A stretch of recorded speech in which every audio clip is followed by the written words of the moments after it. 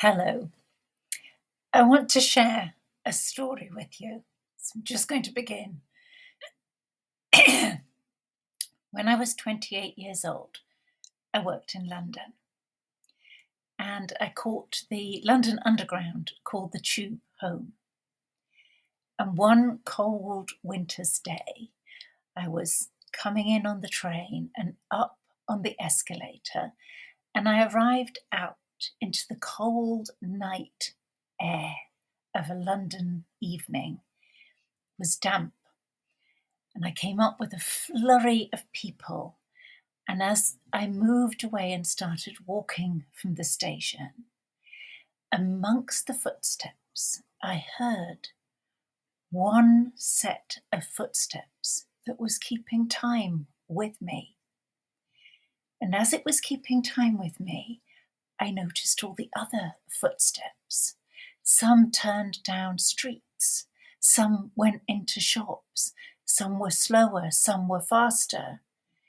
And I realized how unique all our footsteps are, how we are so individual in the pace at which we walk, at the pattern, the frequency, the music of our footsteps.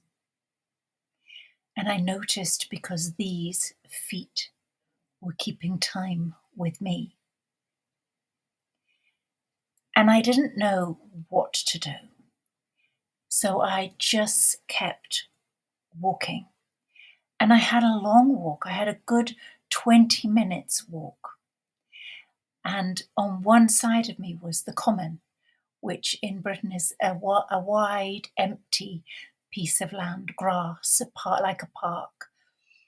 And so there was something ominous as the common became dark. And on the other side of me were big houses set slightly from the road. And the buses and the cars were trundling by. And I walked, and the feet must have been large feet in trainers because they made this noise: flap, pad, flap, pad, flap, pad, as he kept time with me. After a little while, I noticed that the only thing I was doing was making sure he didn't know that I knew. It was the only thing that I could think, or the only thing that my body did. And so I relaxed deeply into my body. I kept my movements, I kept my walk with this same steady pace. I had quite an expensive coat because my mother had bought it for me. And I had quite an expensive briefcase because my mother had bought it for me. So I looked much wealthier than I really was. And after a little while, I switched some of the things I was carrying up.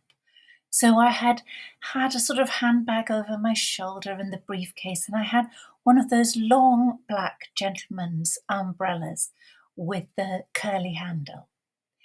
And I moved the briefcase and the handbag into my left hand, with the handbag on the outside and the briefcase on the inside.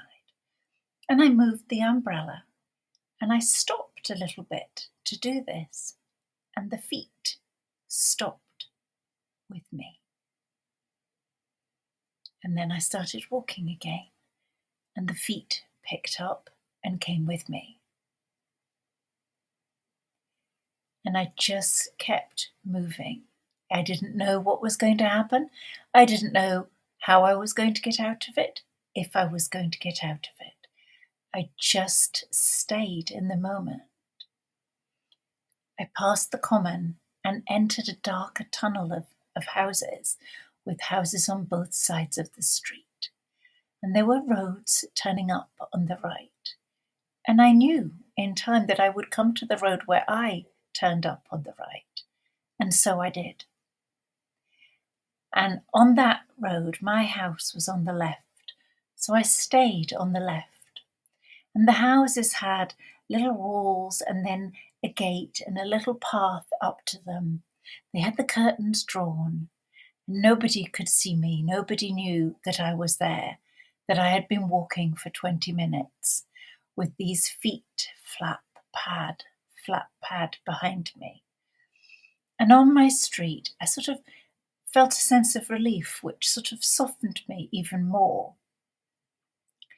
And I'd gone about halfway up the street when I heard a runner coming up behind me. And I stepped closer to the wall so that my bag was locked quite close between my hand and the wall. And he was the runner. And he came running up behind me, and he ducked and pulled into this tiny space to move through this tiny space.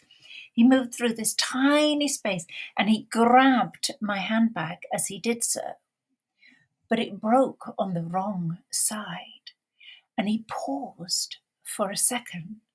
And I had no idea I was going to do it, but my umbrella came up and round, and as he was crouched, it caught him in the neck. And he dropped the bag and he was startled, and he ran across the road and he stood under a lamppost for a second and he looked back at me. And his expression said how massively surprised he was that he had not got my bag. I had looked like this dreamy 28-year-old walking along the street, unaware of anything, unaware even of him. And then he disappeared into the night. The police came. My flatmates made sure I called the police, and I had to go and look at mugshots, and I had to go and do a police lineup. There are a couple of things that seem so pertinent in this story at the moment. One is how our feet are all so individual, like us. We are pacing ourselves as we live our lives in the only way that we can.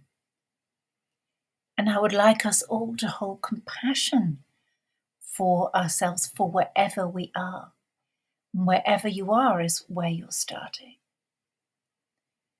The other thing is that the world seems threatening and fearful, as it did for me that night. And what I did was I stayed inside my body. Now, I was not conscious that I was doing this. I didn't do it because anybody had taught me. I just knew how.